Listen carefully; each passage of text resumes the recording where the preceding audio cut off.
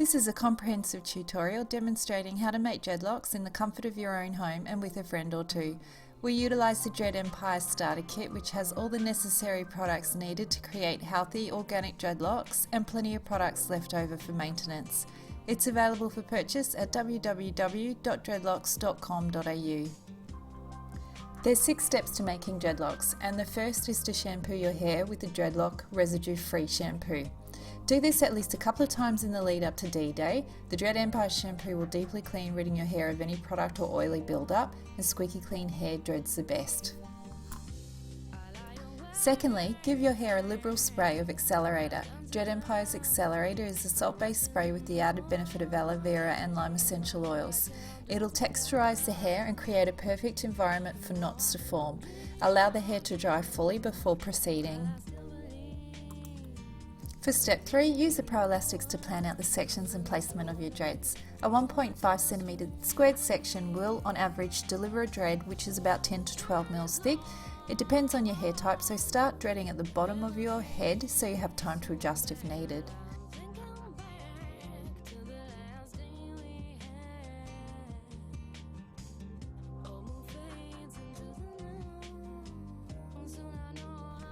So it's time to crack open the dread dust. Sprinkle some onto a hard surface and then press your fingertips into it. Now grab your first section of hair and run your fingertips through that hair to transfer the dust onto the hair. You may need to repeat this as you move down the dread. You'll notice that the dread dust makes the hair almost sticky or tacky, and it's very beneficial when you're backcombing. It gives the comb something to grip onto. So backcombing is pretty straightforward. You're basically teasing that section of hair, and this is going to create the beginnings of your dreadlock. Grab the hair in one hand, put the comb into the dread or into that section about 5 centimeters from the scalp, and push it up towards the scalp, allowing a few hairs to move up to the top of the scalp at the one time. Pack them in nice and firmly and slowly move your way down the dreadlock. After you've backcombed, it's then time to grab your crochet hook. So we're using a dreading crochet hook that comes with the kit. It's 0.6 millimeters big, and that's the perfect size for making dreads. There's a couple of different ways you can use a crochet hook. This video here demonstrates the first phase to using it, and there's no right or wrong technique, so don't get too concerned about how you're holding the hook. But I'm rigorously pushing the hook in and out of the hair, and I'm grabbing that big puffy wad of backcombed hair and I'm making it more condensed so that it looks more like a dreadlock. The first step, that rigorous pushing in and out, will still be quite messy, but then I'm going to go back over that same section, and rather than pointing the needle downwards, this time I'm moving the needle across, grabbing a few hairs, pulling them in, and then tilting the hook upwards to release the hair so that they're sitting within the dreadlock rather than pulling them out the other end or the other side of the dread. If you do pull them out the other side of the dread, that's not a problem because you will be working the entire circumference of the dreadlock, but the idea is that we're bringing that dreadlock into a more condensed shape at this point.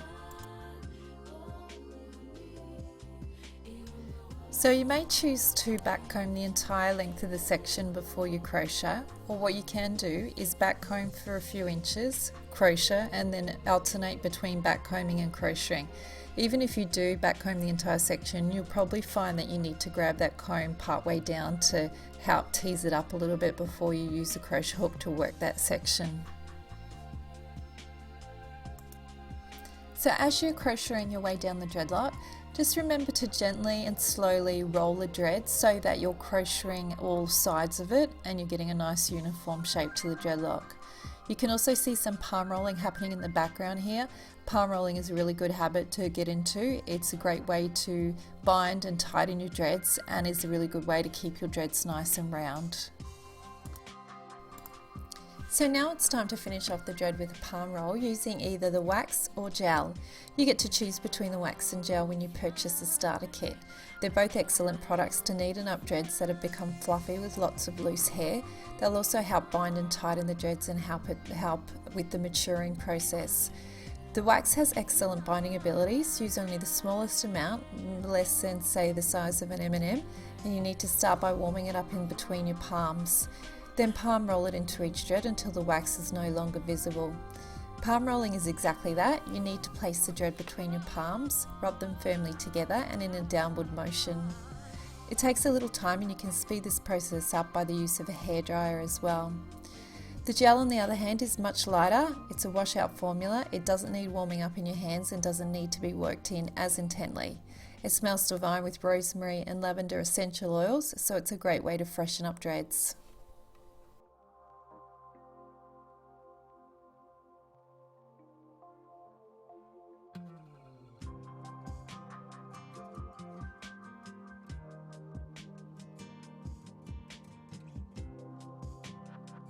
Step 6 is our final step, and so this one just involves putting on a pro elastic around the base of each dreadlock, and if you wish you can put one down the bottom as well. It's a good idea to keep these pro elastics in place for the first couple of weeks as your new dread is starting to form and take shape, and we recommend you keep it on at least till your first shampoo. And finally, let's cover off on some maintenance.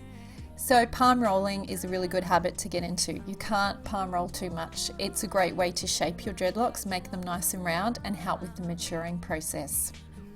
We recommend waiting a week or so if you can before your first shampoo. This will just give your dreads a chance to start knotting and locking up.